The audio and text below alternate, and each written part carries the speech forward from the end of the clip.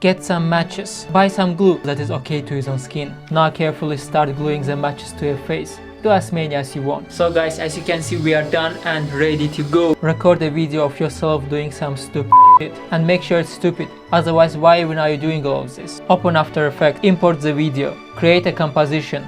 Select the video, go to tracker, click track motion. Now select the areas that we need to track. Click play and wait until it tracks. Now create a null object and then click apply. This will save all the X and Y positions to your null object. Now let's import the fire. Go to effects and search for color key. Select color picker and select black color to remove all the black color. Tweak some settings. And now we have only the fire left. Make the fire small and put it exactly on the area that you track. Change the blending mode to overlay. Connect it to your null object. And we are done! Now just click play to see the magic. Now do that for all the other matches as well. Hey sweetheart, how are you? Hey Farid, can you please listen? You know I can't live like that anymore. I mean, you burned the last 3 houses we rented. I'm sorry, but I think we should take a break.